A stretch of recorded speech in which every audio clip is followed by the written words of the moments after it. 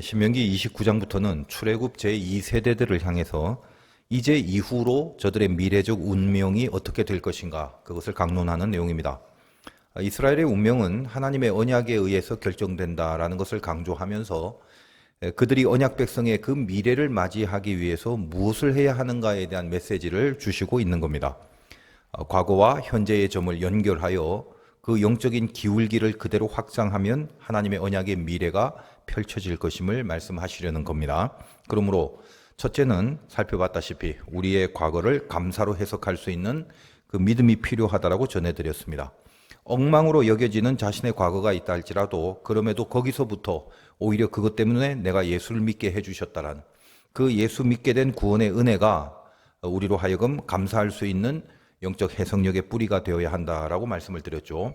바로 그 과거의 점에서부터 지금 현재의 점은 참여라는 개념으로 이어져야 한다라고 말씀을 해드렸습니다.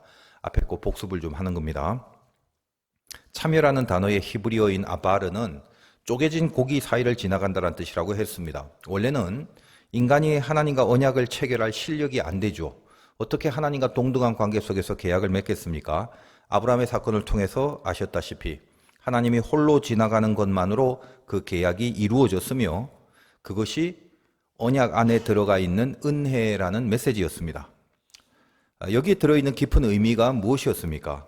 그 언약 자체는 하나님이 이루실 약속임에는 분명하지만 그 언약을 이루시기까지 인간은 자기의 죄 안에 갇혀서 아무것도 안 하고 있어도 된다. 그냥 가만히 있어도 하나님이 혼자 다 하신다라는 그런 뜻이 아니라 인간도 그 고기 사이를 지나갈 수 있는 그 수준과 실력을 만들어내게 하시겠다는 하나님의 깊은 사랑의 집념이 서려 있는 그런 계약의 모습이라고 말씀을 드렸습니다. 그러므로 하나님이 홀로 고기 사이를 지나간다 해서 난 아무것도 안 해도 된대, 하나님이 혼자 지나가셔도 된대, 그렇게 가지 말라라는 겁니다. 참여라는 것은 결국 그 고기 사이를 나도 지나갈 수 있는 실력을 연습하고 그 지나간다라는 뜻이 참여라고 했죠.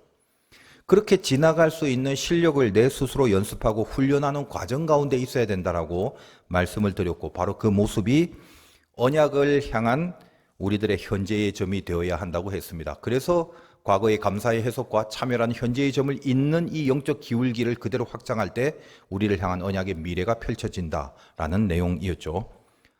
여러분 기독교 신앙에서 은혜라는 이 개념을 착각하지 마시기 바랍니다. 나는 아무것도 안 해도 되는 것을 은혜라고 하지 않습니다. 이게 참 어려운 개념이기도 한데 자, 일단은 아무것도 안 해도 됩니다. 적어도 구원에 있어서 하나님의 자녀라는 신분이 만들어지기까지 일단은 내가 할 수 있는 건 아무것도 없다라는 겁니다. 그러나 내가 아무것도 할 수 있는 게 없다 해서 내버려 두지는 않습니다. 하나님이 홀로 지나가신다는 것은 우리로 하여금 아무것도 하지 말고 그냥 거기서 네 맘대로 있거라, 그게 아닙니다. 원래 계약이라는 것은 둘이 같이 지나가야 하는 거라고 말씀을 드렸죠. 그런데 오죽하면 하나님이 홀로 지나가시겠느냐라는 점에 한번 집중을 해보시기 바랍니다. 왜 그럽니까? 첫째는 우리가 지나갈 실력이 없어서 우리는 못합니다. 그래서 혼자 하나님이 지나가십니다. 그러면 우리가 좀 지나갈 실력이 될 때까지 좀 기다려 주시다가 그때 나중에 우리가 지나갈 실력이 좀 되면 그때 같이 지나가면 되지 않는가? 그렇게 생각을 하실지 모르겠습니다. 만약에 그렇게 하시기로 했다면 우리의 구원은 불가능입니다. 이게 참 어렵습니다. 하나님은 우리를 일단 구원을 시켜 놓으십니다. 그렇게 하지 않으면 구원은 불가능이기 때문입니다. 그래서 먼저 홀로 지나가시는 겁니다. 그리고 나서 구원받은 자답게 우리를 만들어 가시는 겁니다. 그래서 이 문제가 늘 이해가 안 되고 헷갈리는 법입니다. 알 듯 말 듯. 그것은 인간계의 논리가 아니기 때문이죠.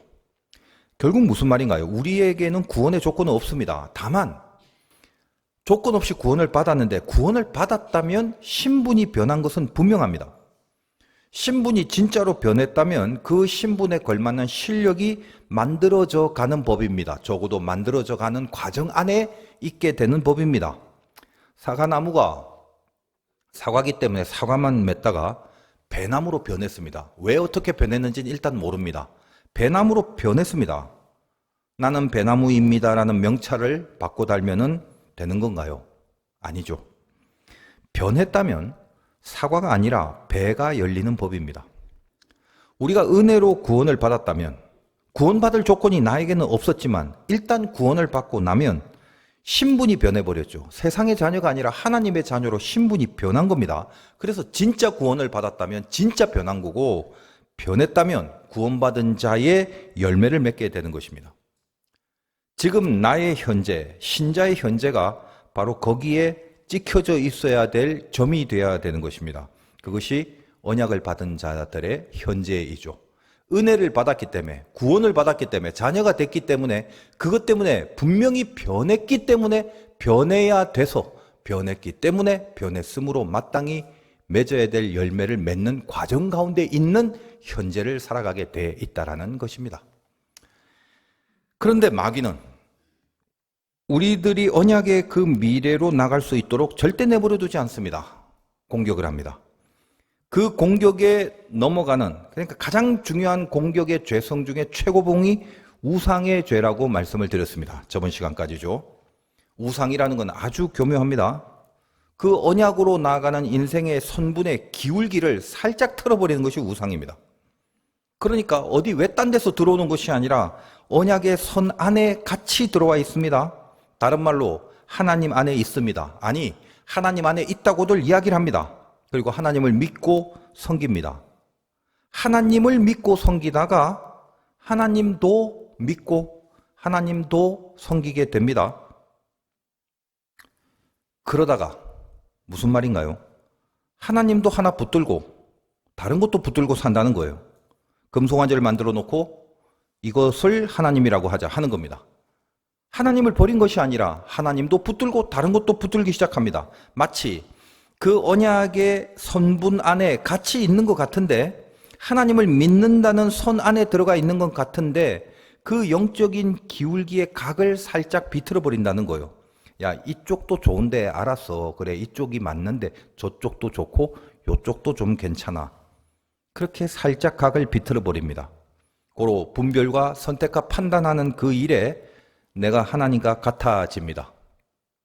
그것이 원죄였죠. 자금의 한국의 기독교의 모습을 한번 보시기 바랍니다. 기독교는 다 같은 고백을 해야 되죠. 그리고 다 같은 고백을 합니다. 뭔가요? 하나님을 믿습니다. 예수님을 믿습니다. 근데 기독교 안에서 하나님을 안 믿는다라고 하는 사람들은 없습니다. 그러면 기독교가 아니죠. 진짜 믿는지 안 믿는지는 모르지만 말은 다들 그렇게 합니다. 그러니까 나는 하나님을 안 믿으면서 기독교인 할 거야. 그런 사람은 없습니다. 그런 식으로 다 하나님을 믿는데, 그렇다면 그 하나님은 한 하나님인데 여러 하나님이 아니잖아요. 한 하나님을 믿는데 왜 그렇게 선택과 결단과 판단과 분별들이 완전히 정반대가 됩니까? 코로나 이후에 기독교의 모습이 한 하나님을 믿는 게 아니다라는 사실들이 드러나기 시작했습니다. 그럼 뭘 믿는데? 하나님도 믿겠죠. 하나님도 믿는 게 뭔데? 다른 것도 슬쩍슬쩍 믿는 거죠. 그러다가 나중에는 하나님보다 다른 걸 더 중요시 여기는 모습으로 변해지기 시작한 거죠. 하나님도 믿다가 다른 거를 점점 더 중요하게 믿기 시작하더라는 것입니다. 그러다가 그 다른 것을 믿기 위해서 하나님을 깔아버리거나 혹은 그저 하나님은 믿어드리는 도구로 전락을 시켜버리고 맙니다. 그렇게 한번 각이 빗나가면 점점점 그 골은 깊어지기 마련이죠. 처음 벌어진 각은 아무리 작아도 갈수록 그 골이 넓어집니다. 나중에는 너무 벌어져서 더 이상 함께 할 수 없게 되는 겁니다. 마귀는 그런 식으로 우리들에게 우상의 죄를 범하게 만듭니다. 밖에서 외부적으로 애초부터 반대하며 들어오는 것이 아닙니다. 같은 선상에 있으면서 혹은 있는 척하면서 혹은 처음에는 있었지만 결국 나중에는 각을 바꿔버리는 것으로 우리를 유도하고 유혹하고 공격한다라는 사실입니다. 이것이 겁나는 거죠. 쥐도 새도 모르게 당하는 겁니다. 그래서 저번 시간에 말씀드렸지만 오늘 이제 22절 앞부분까지 바로 그 내용이 그 언약의 미래를 향하여 가는 길에 서야만 하는데, 그 언약의 미래로 가는 길에 바로 우상죄가 최고의 공격의 요소가 된다. 고로 우상죄에 대하여 특별히 조심해야 될 것에 대한 메시지가 오늘 본문 전에까지의 내용이었습니다. 이에 연결하여 오늘 본문의 내용이 전개됩니다. 자, 누군가 질문을 한다는 겁니다. 왜 이 모양이 되었는가를 질문한다는 겁니다. 우리의 후손들과 더불어 하나님을 안 믿는 자들까지 그 이스라엘이 재앙을 당하는 모습을 보면 그 재앙을 당하는 모습을 통해서 어떤 질문을 한다는 거예요. 자, 오늘날로 한번 적용을 시켜봅시다. 기독교가 세상을 향해서 그 영적인 권위를 다 잃어버리고 너희들이 왜 이 모양이 되었는지를 물어볼 날이 있을 것이다 라는 말과 동일합니다. 일단 22절에서 24절을 보겠습니다. 너희 뒤에 일어나는 너희의 자손과 멀리서 오는 객이, 여기서 멀리서 오는 객이라는 것은 예수 안 믿는 사람까지 포함한 말입니다. 그 땅의 재앙과 여호와께서 그 땅에 유행시키는 질병을 보며, 재앙과 질병의 내용에 대해서는 앞부분에서 많이 언급을 해드렸죠. 그 온 땅이 유황이 되며 소금이 되며 또 불에 타서 심지도 못하며 결실함도 없으며 거기에는 아무 풀도 나지 아니함이 옛적에 여호와께서 진노와 격분으로 멸하신 소돔과 고모라와 아드마와 스보임의 무너짐과 같음을 보고 물을 것이요. 여러 나라 사람들도 묻기를 여호와께서 어찌하여 이 땅에 이같이 행하셨느냐, 이같이 크고 맹렬하게 노하심은 무슨 뜻이냐 하면, 그 옛날 소돔과 고모라 땅의 멸망과 동일한 모습으로 이스라엘에게 닥친 어떤 재앙을 보면서 하나님이 왜 이렇게 하셨는지를 묻는답니다. 그러니까 언젠가는 앞에서 언급된 말씀을 어기고 불순종의 길을 가면 이런 재앙을 받는다라고 앞에서 많이 다루었죠. 그런 재앙이 언젠가는 닥칠 것을 염두에 두신 말씀이기도 합니다. 그런 재앙이 내릴 때 많은 사람들이 질문을 할 거다라는 거죠. 왜 하나님이 이렇게 하셨는가를 묻는답니다. 그 대답이 25절과 26절입니다. 25절, 그때의 사람들이 대답하기를 그 무리가 자기 조상의 하나님 여호와께서 그들의 조상을 애굽에서 인도하여 내실 때에 더불어 세우신 언약을 버리고 가서 자기들이 알지도 못하고 여호와께서 그들에게 주시지도 아니한 다른 신들을 따라서 그들을 섬기고 절한 까닭이라. 언약을 버리고 우상의 죄를 범했다라고 답합니다.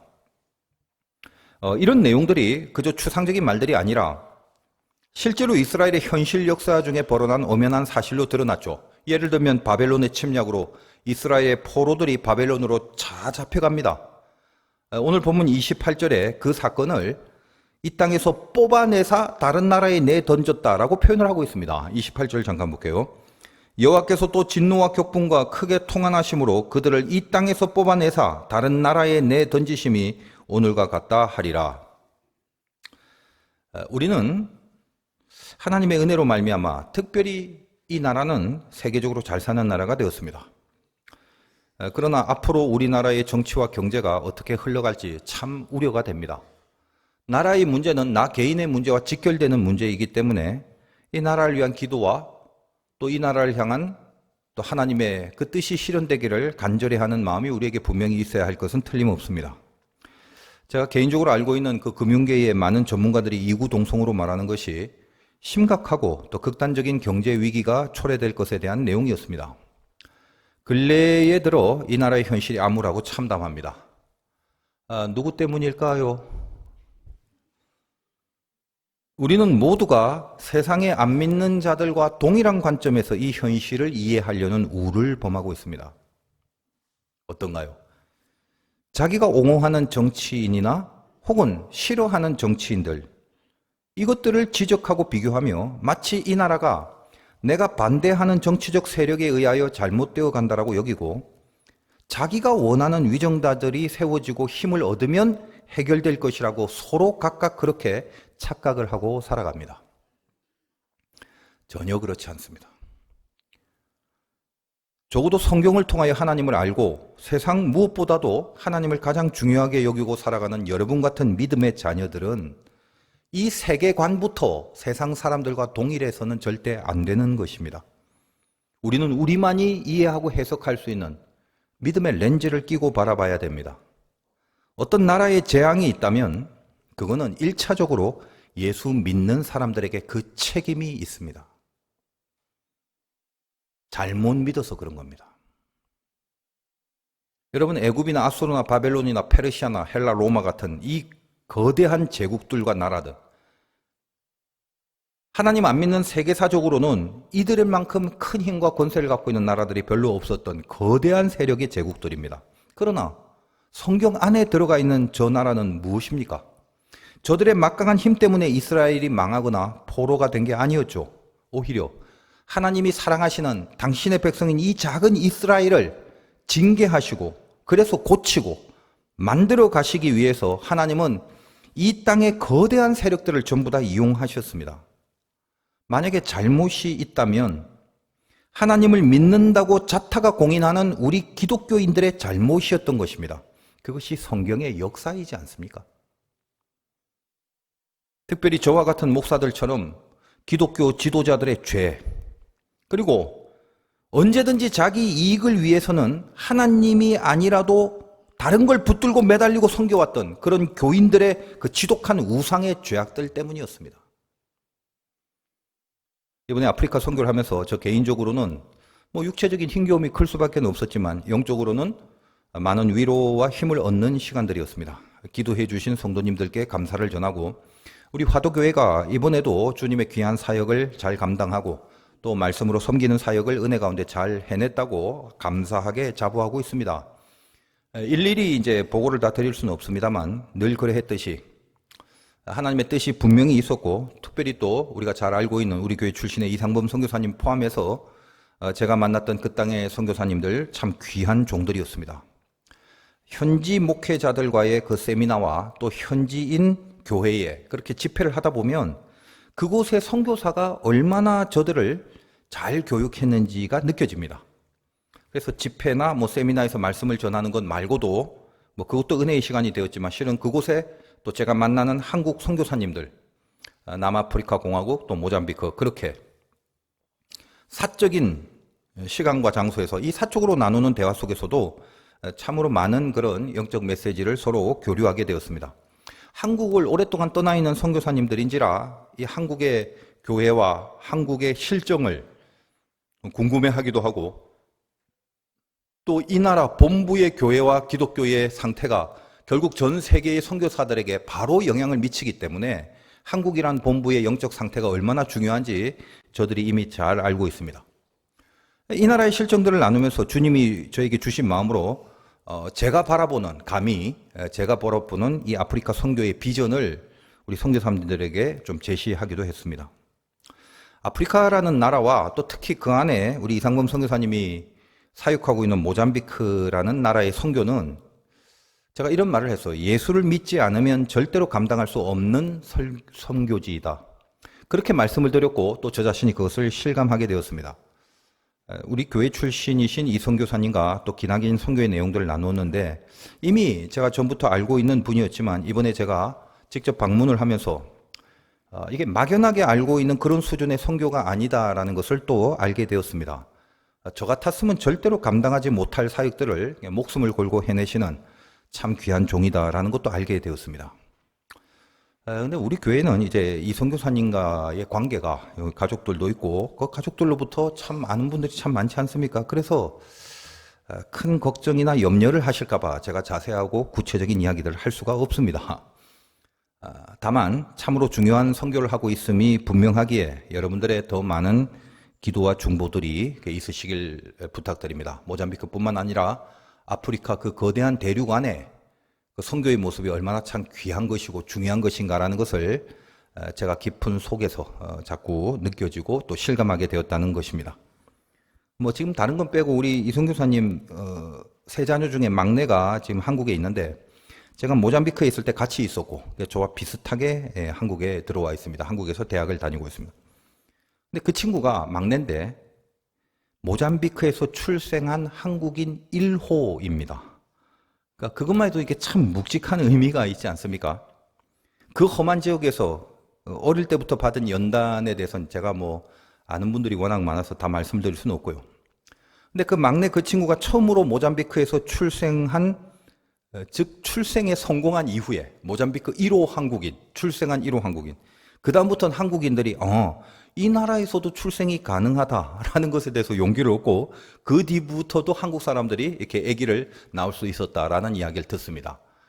존재만으로도 묵직한 선교적 의미가 있는 그런 친구입니다. 그 아이는. 아프리카에서 만난 그런 선교사님들과의 이 대화를 하면서 제 마음에 이렇게 한 권의 책이 쓰여지는 것 같았습니다.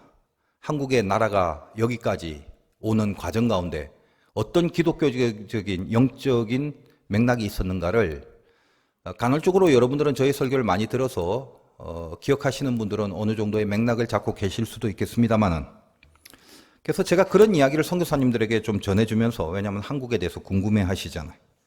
저 혼자 생각에 내가 지금 말하는 것을 혹시 책으로 쓴다면 제목을 뭐라고 할까 혼자 생각하다가 책 낼 생각은 없습니다. 그 제목을 영적으로 이해하는 한국의 근대사, 이렇게 한번 거창하게 정해봤습니다. 그냥 제 머릿속으로요. 무슨 말이냐면 한국의 근대사를 바라보면서 이것이 정치, 경제, 사회, 문화의 문제가 아니라 이 밑바닥에 깔려져 있는 기독교의 모습에 따라 어떻게 정치와 경제와 나라의 문화와 사회가 어떤 식으로 발전되고 하나님이 어떻게 개입하시는가를 제 나름대로 해석한, 그러니까 포인트가 어디에 있느냐 하면 세상 사람들은 나라의 정치와 경제를 보지만 저는 그 나라에 임하고 있는 하나님의 시각, 그 안에 존재하고 있는 하나님을 믿는다는 하나님의 자녀들의 상태에 따라서 하나님이 그 나라를 이리저리 간섭하시는 것을 파악하고 이해할 수 있었기 때문에 그 얘기를 전해드리면서 모든 핵심의 키가 바로 교회에 있고 신자에게 있다라는 말씀을 해드렸다는 것입니다.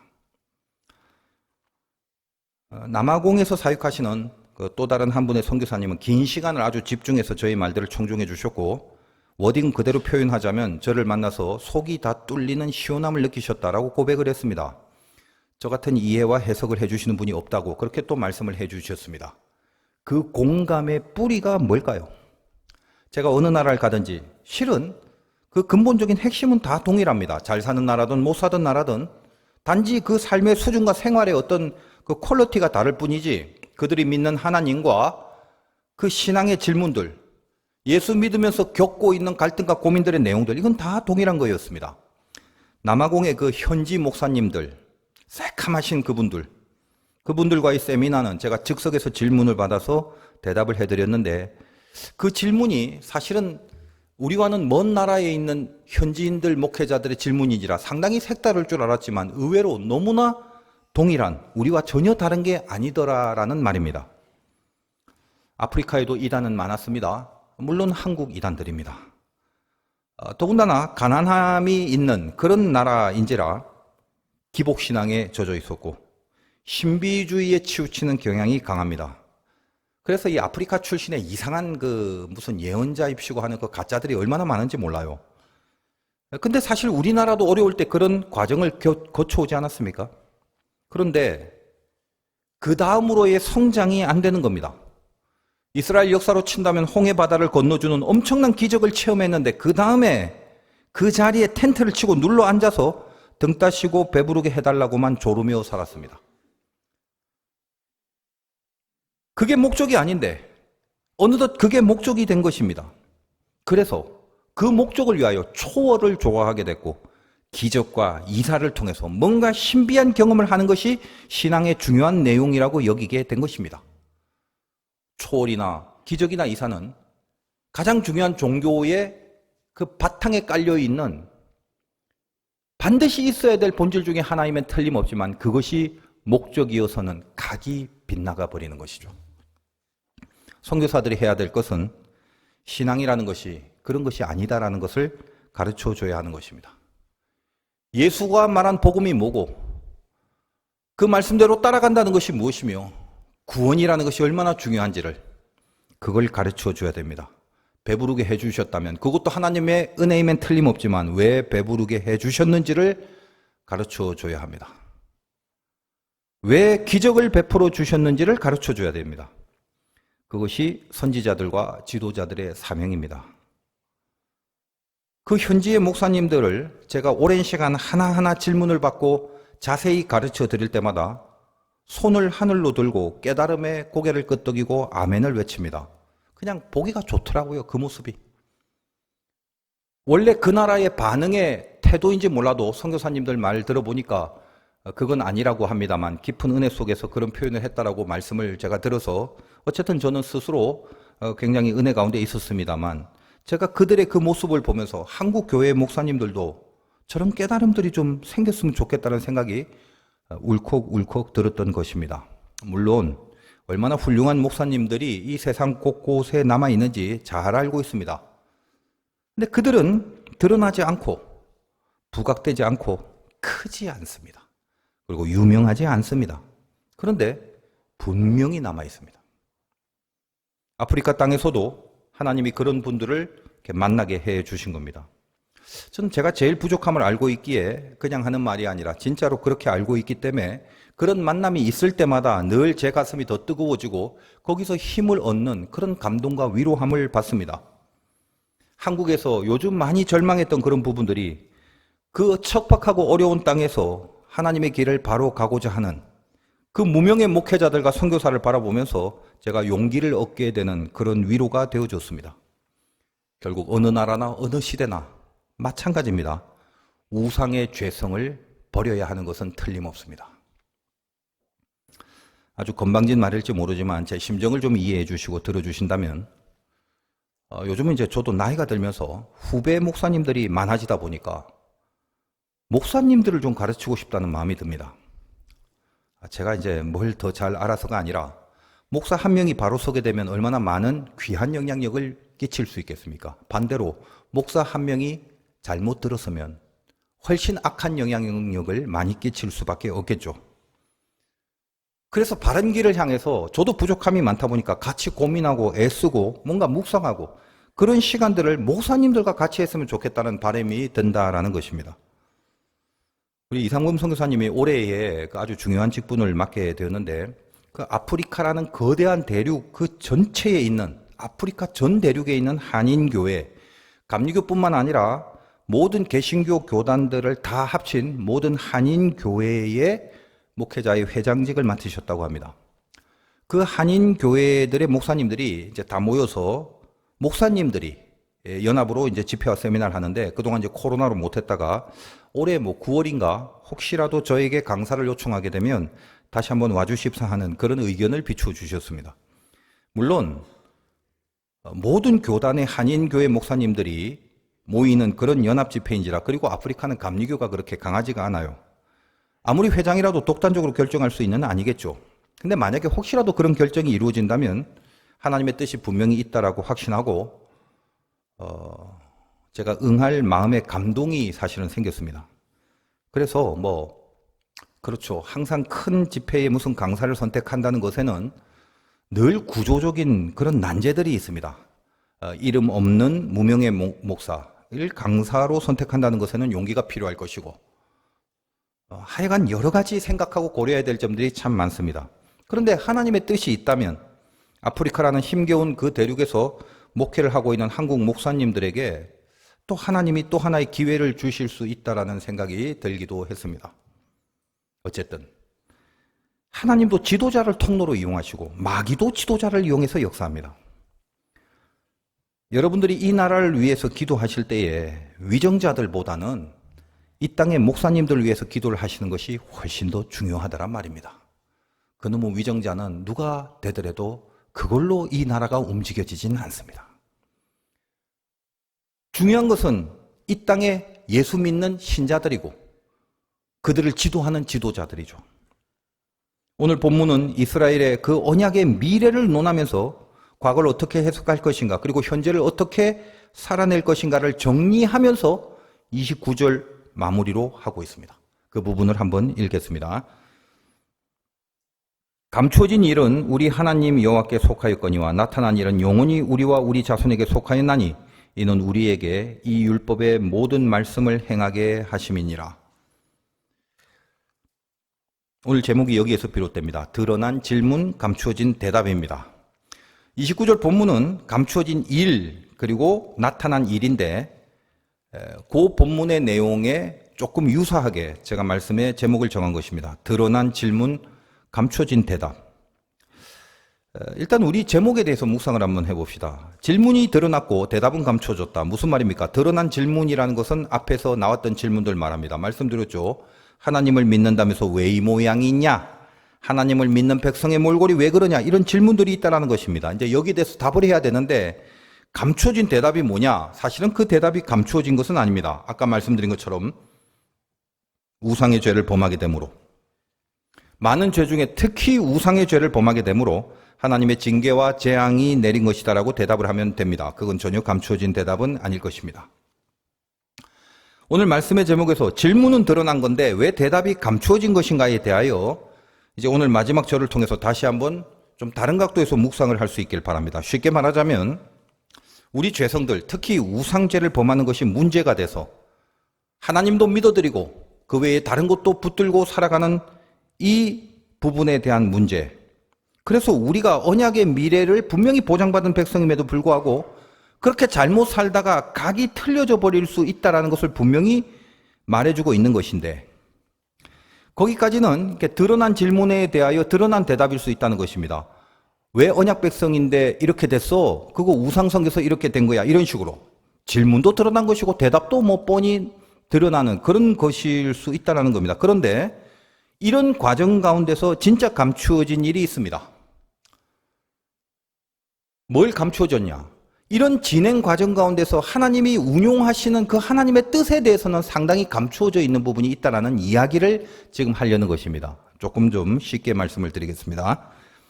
우리가 만약에 언약 백성이 맞다면 혹시라도 여러 가지 이유로 인하여 말씀드린 바 그 미래의 각이 달라질 수도 있다고 했는데 그렇다면 우리가 언약 백성임에도 나를 향한 언약의 미래가 도래하지 않을 수도 있다라는 말인가? 분명히 언약 백성인데 만약 잘못하면 언약이 나에게 오지 않는, 언약이 도래하지 않는 미래로 갈 수도 있다라는 말인가? 만감이 교차하는 묵상이 될 수도 있습니다. 그러나 결론적으로 말씀드린다면 언약은 절대 변개치 않습니다. 그래서 언약 백성이라면 다시 말하여 하나님이 혼자라도 고기 사이를 건너버린 바로 그 계약의 대상이라면 여러분이 언약의 백성의 대상이 맞다면 우리의 미래는 어떤 경우가 있든지 분명히 언약의 미래가 될 것입니다. 왜냐? 그 언약의 대상이 된 사람들은 우상의 죄를 범해서 끝까지 그 각이 비틀어서 잘못된 곳으로 가버리지 않기 때문입니다. 물론 우리가 이제 살다 보면 실수와 실패를 할 때가 있습니다. 그래서 잠시 각이 흔들리거나 틀어질 수는 있습니다. 그러나 언약 백성이라면 그 언약이 그 틀려진 각을 다시 올바르게 돌려버립니다. 여러분이 믿든 안 믿든 그런 경험을 하셨든 안 하셨든 여러분의 언약 백성이 틀림없다면 여러분의 운명은 언약의 미래로 가게 된다는 것입니다. 그 운명이 언약 백성의 운명입니다. 참 헷갈립니다. 뭔가 들어보니 그런 듯하기도 하고 아닌 듯하기도 하고 목사님. 그리고 가장 중요한 것은 여러분 자신의 수준과 실력과 그 모든 신앙의 정도를 내 스스로 잘 알고 있기 때문에 항상 우리가 하나님의 언약을 받은 고귀한 백성이고 족속이다라는 말을 들을 때마다 가슴이 찔리고 그리고 뭔가 염치 없음과 송구스러움이 밀려올 것입니다. 우리 집 가족들은 내 신앙을 아는데 그런데 나는 하나님 앞에 어떻게 잘 살고 있는지 분명히 잘 살고 있지 않은 것 같은데도 언약 백성이라는 말이 실감이 안 날 수 있다는 것이죠.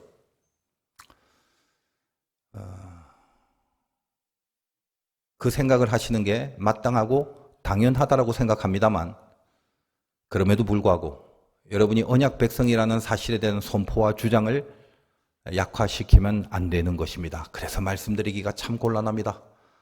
생각 같아서는 여러분은 자격도 수준도 안 됩니다. 우리는 하나님 앞에 버림받을 수밖에 없는 죄인입니다 라고 끝내고 싶은데 성경은 우리에게 그렇게 말하지 않습니다. 아무리 봐도 수준과 실력이 딸리는 저 자신인데도 그래도 하나님은 아직 죄인 되었을 때 우리를 향하여 이 땅에 오시고 우리를 당신의 약속의 백성으로 삼으셨다는 사실이 복음이고 은혜이기 때문에 이 염치 없고 송구스러운 이 수준으로 어떻게 하나님의 자녀됨을 내 안에서 확신하고 주장할 수 있을까라는 그 갈등과 고뇌가 늘 있는 법입니다. 쓸만한 신자죠. 다시 한번 말씀드립니다마는 성경적 진리는 그렇습니다. 여러분이 언약 백성이기만 하면 그걸 믿으려고 하니까 지금 내 수준과 나에게 처해진 현실이 도무지 하나님의 언약으로 이루어지지 않을 것 같은데 아무리 봐도 여러 면에서 아닐 것 같은데 살다 보면 이런 느낌이 얼마나 많습니까마는 내가 언약 백성인가 아닌가라는 것은 여러분의 수준과 여러분의 모습에 딸려 있는 것이 아니라 여러분 안에 있는 믿음으로 결정이 나는 것입니다. 그 믿음의 고백이 말로만 하는 게 아니라 여러분 가슴과 영혼 깊은 곳에서 하나님 앞에 진심으로 내가 언약 백성임을 선포하고 주장하고 믿을 수 있는 그 믿음이 있는지 이렇게 설명하는 것도 참 부족합니다만 그렇게밖에는 말씀을 전해드릴 수가 없습니다. 왜냐하면 믿음이라는 것은 내가 만드는 것이 아니기 때문에 그렇습니다.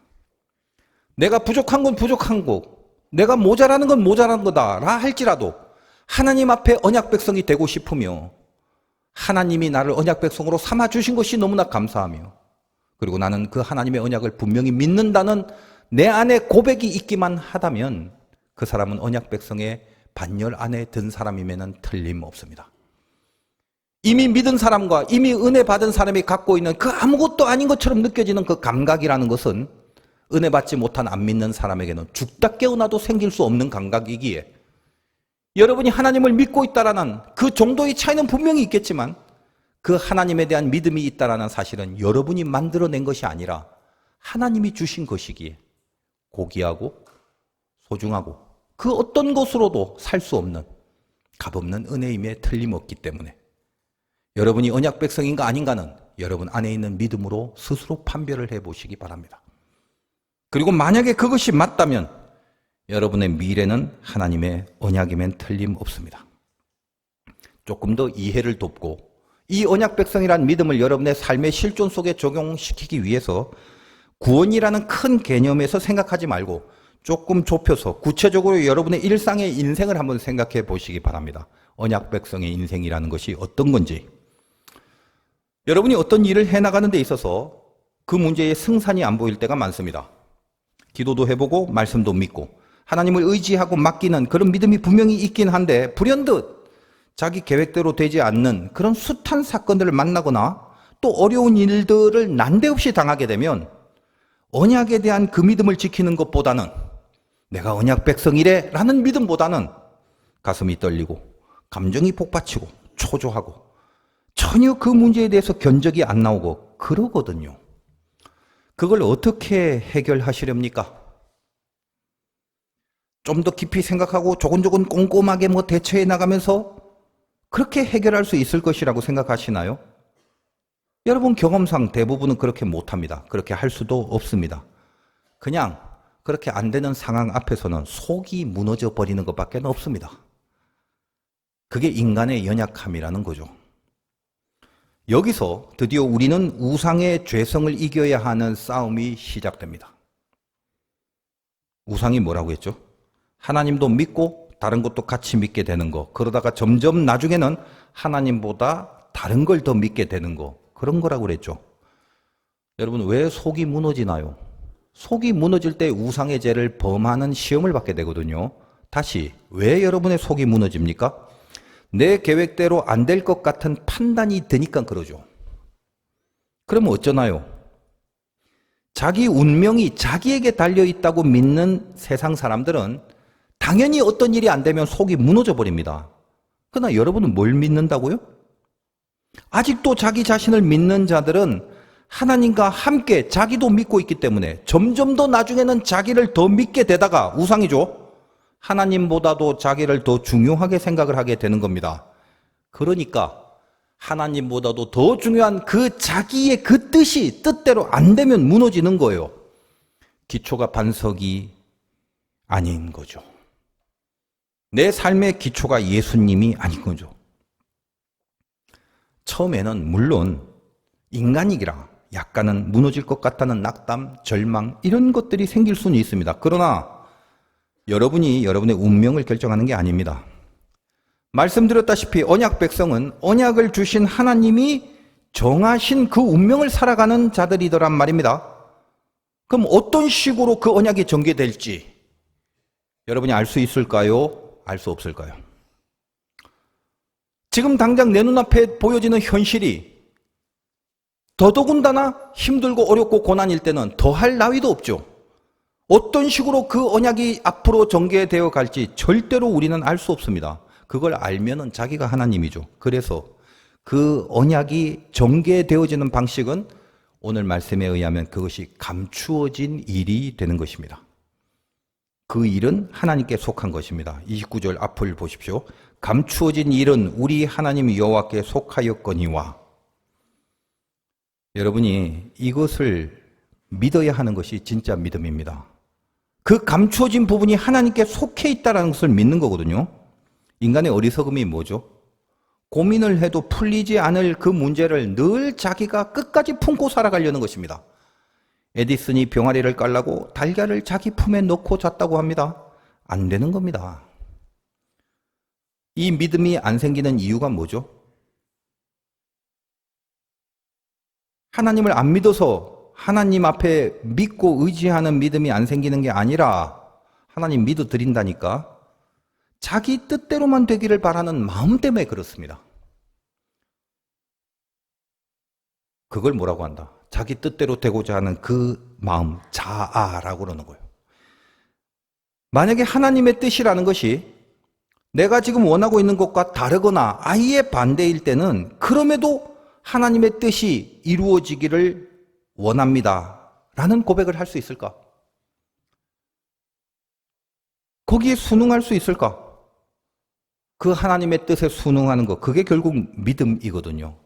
그러나 대부분 어떻게 삽니까? 내 소원을 정하고 누구보다도 그 소원이 이루어지기를 간절히 바라는 마음으로 그 소원이 이루어지기를 열심을 내고 그 소원이 이루어지기 위하여 믿음의 열정을 다하고 그 열정의 농도와 정도가 얼마나 세냐, 이것이 믿음이라고 착각을 하는데 그게 믿음이 아니라 그 일에 대하여 하나님의 뜻이 이루어지는 것을 따르기로 한 것이 믿음이며 그걸 받아들이는 것이 믿음이라는 거예요. 겟세마네 기도가 바로 그것을 가르쳐 준 거죠. 그게 진짜 믿음이라고요. 여러분이 겟세마네 기도를 보시면 감동이 되십니까? 저는 믿음이 없을 때 그걸 보면서 뭔가 안타깝고 서운함이 있었습니다. 그것 좀 들어주시지. 피까지 흘리시면서 땀이 피가 되기까지 간절하게 원하시는데 그것 참 하나님 아버지 뭐 나쁜 일입니까? 죽지 않게 좀 해달라는데 얼마나 그 간절해요? 원하시거든. 근데 결론이 뭐냐? 하나님 뜻대로 하옵소서로 끝냅니다. 은혜 받으라고요? 힘들죠. 죽으라는데 은혜 받으래요? 그 문제에 대해서 죽으라는 게 하나님의 뜻인데 어떻게 거기에 기쁨으로 아멘으로 화답할 수 있는 사람이 몇 명이나 되겠습니까? 그래서 믿음이 없는 자들이 천지다라는 말이죠. 힘든 일입니다. 결코 쉬운 일이 아닙니다. 근데 그걸 믿음이라고 그렇게 늘 가르쳐 주십니다. 당장에는 마음에 안 들어요. 그러나 우리 언약의 미래는 언약 백성이기 때문에 절대로 우리를 망하도록 팽겨쳐버리는 미래는 아닙니다. 하나님은 나에게 필요한 것을 주시고 가장 올바른 길, 반드시 가야 할 길로 인도하십니다. 사망의 골짜기 같은 곳을 지나기도 합니다. 그게 길이라면 그렇게 끌어가시는 겁니다. 여러분 뭘 믿으시나요? 이것이 하나님의 인도하심이다. 나에게 가장 필요한 것들을 주신다. 내가 필요로 하는 게 아니라 나에게 필요한 것을 주신다. 그 믿음입니다. 감추어진 것은 하나님께 맡기고 의연해 하시기 바랍니다.